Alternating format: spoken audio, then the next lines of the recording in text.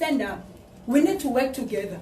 We need to stop abusing and assaulting people that are trying to make good in this country. Because people assaulted me. They've been insulting me, naming me, calling me by names. I don't know whether by doing a good thing is it a sin. And the people, they need to understand that this is, I'm not getting I'm not getting paid for what I'm doing. I'm doing it out of my heart. And for my foundation to take care of these young girls, because they've got nowhere to cry on. And I have to avail myself. I'm there. I'm calling Minister that we look at Omotoso's, as you did stated before, that he's getting a preferential treatment. We need to look at that. And we need to affirm and stand for that. That he needs to feel that he's in jail. He needs to feel that. He must not think that he's in his place there. So we need to also to work on closing these churches. And if any one of those so-called pastors, they don't have qualifications, we need to close those churches. Thank you so much. A fierce voice that feared nobody. She looked at people straight in their faces and spoke her mind. Someone that people would turn to just to make them feel a little bit stronger. Pamela Mabini was a gender-based violence and social activist, a fighter, and a whistleblower. Someone that a lot of women went to.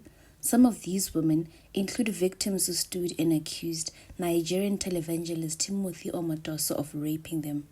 And she stood by their side for close to 9 years as they attended his court case and testified against him. On March 7, Pamela was shot multiple times and killed, assassination style, outside her home in Gqeberha in the Eastern Cape.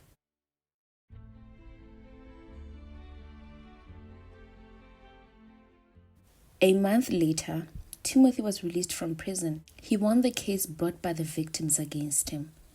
However, the court case was not won fair and square, and the whole country watched as the victims broke down after hearing his acquittal. Our lives have never been the same after coming out about this. And one has to wonder, so this is what the last 8 years of our lives has come down to. The main concern wasn't even the knowing of what he did to us. It's knowing that he's not going to stop. He's going to continue doing this to other women and other girls. Not only did they feel powerless and defeated, but they also didn't have big sister Pamela to help them fight through this. But who ordered the hit on Pamela Mabini? This is her story.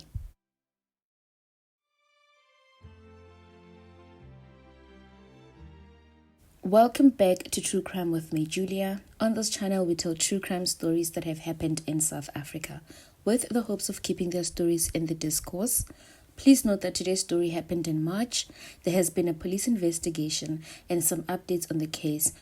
But as it stands, there hasn't been any arrests or prosecutions. So the story is based mainly on media reports and allegations.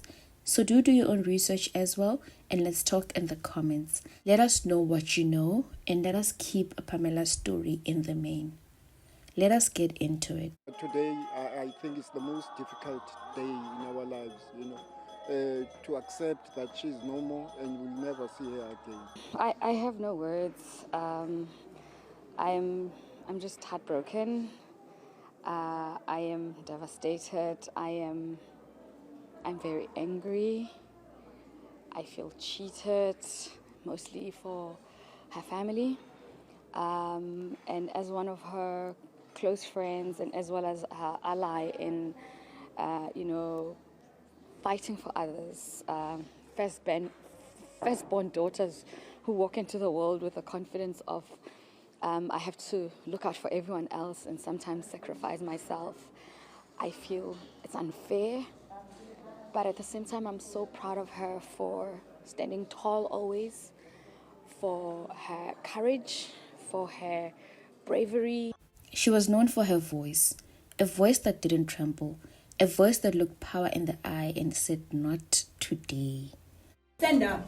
We need to work together. We need to stop abusing and assaulting people that are trying to make good in this country. Because people assaulted me.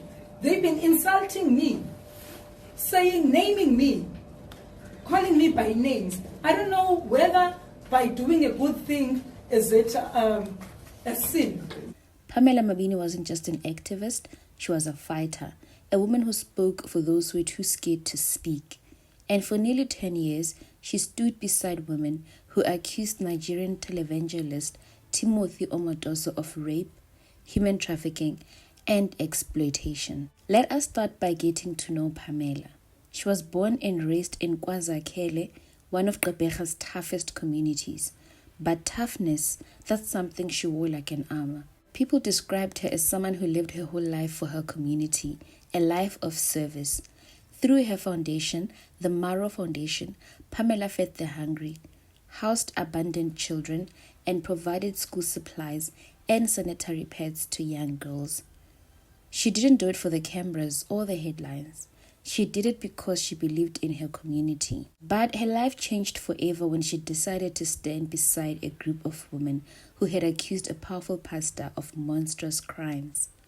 In 2017, the name Timothy Omotoso sent shockwaves throughout South Africa. A Nigerian televangelist and celebrity pastor, accused by multiple young women of assault, human trafficking, and racketeering. The women were young, some victims as young as 14 years old when these incidents allegedly happened at Timothy's church in the Eastern Cape. Pamela, through her foundation, helped expose Omotoso's ungodly dealings and also helped the victims in opening up cases against him. For years, Pamela stood with these survivors. They got courage to open the cases against him. Timothy was charged with over 30 counts, including rape and kidnapping. He was arrested while reportedly trying to escape the country at the airport in 2017.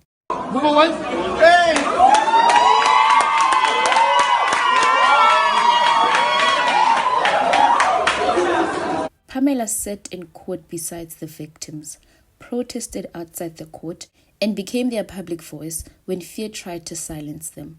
For 8 years, she never missed a single court case or an update on the matter. She ran the race with the victims, and she paid the price. In 2018, unknown gunmen opened fire on her. Because people assaulted me.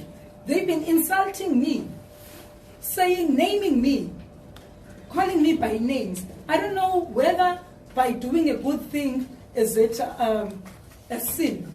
She survived, barely, but the threats didn't stop. The messages, the intimidation, the stalking, all attempts to break her spirit.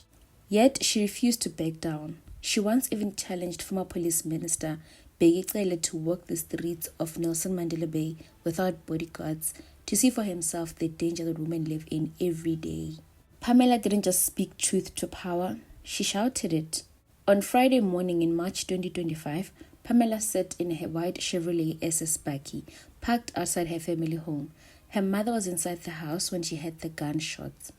When she ran outside, Pamela was gone, shot multiple times through the window in broad daylight. Her mother screamed as neighbors gathered, windows shattered. The air still smelled of gunpowder. Pamela's body slumped in her car seat, the same seat she had driven so many survivors in to and from court. She was only 46 years old. Pam, she's coming from a family of 5 siblings. 3 of them are no more. Now it's only 2 who are left, and the 2 of them, they are not working. The mother is elderly. She is relying on social grant, old age pension. Pam was the one who was providing for the family. She was the main source, of survival for the entire family. But I think her legacy goes beyond the family, because she was also somebody who was loved, somebody who provided, to the entire country, not to Gqeberha only. Her work, Maro Foundation work, cut across all provinces. Police opened a murder investigation. The nation mourned. The Human Rights Commission called it an attack on justice itself. And then, just days later, something chilling happened. 3 days after Pamela's assassination, a man was gunned down at the Njilo taxi rank in Gqeberha. Police confirmed he was a person of interest in Pamela's murder. He too was shot multiple times, execution style, in public, in the middle of the day.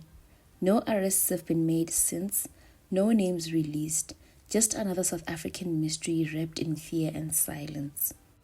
Pamela's death shook her community and her mother so deeply, she was hospitalized after seeing her daughter's body. The Department of Justice and Human Rights Commission condemned the killing. They questioned why a whistleblower, someone clearly in danger, had no protection. It wasn't the first time. Whistleblowers like Babita Dokerin, Ethel Williams, Jimmy Mohlala, and Cynthia Stemple all have faced threats, exile, or death for speaking the truth. President Cyril Ramaphosa promised to fast-track a whistleblower protection bill, but South Africans are losing faith because promises don't stop bullets. Pamela's death exposed a painful truth. In South Africa, telling the truth can get you killed. Despite her murder, Pamela's legacy refuses to die. Through her foundation, through the voices of the women she empowered, her spirit still speaks.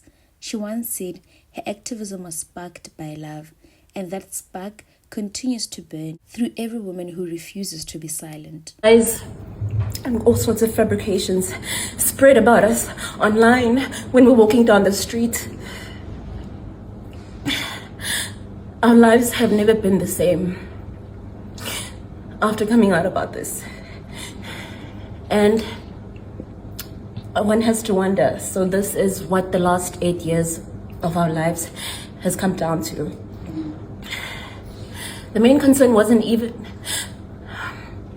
the knowing of what he did to us. It's knowing that he's not going to stop. He's going to continue doing this to other women and other girls. And that's what we wanted to stop. That's what we wanted to prevent. To say it ends with us and it's not going to go any further. But he's not going to stop. It's in his nature. And I feel that this is kind of enabling to him. I think things may only get worse from here.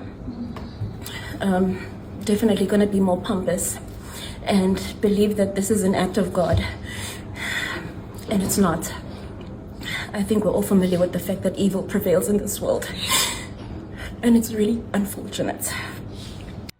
Pamela's story isn't just a tragedy. It's a warning, a call to action.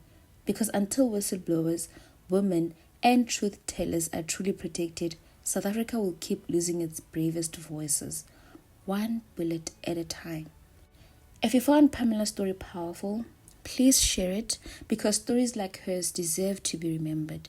Her name deserves to be said. Thank you so much for watching.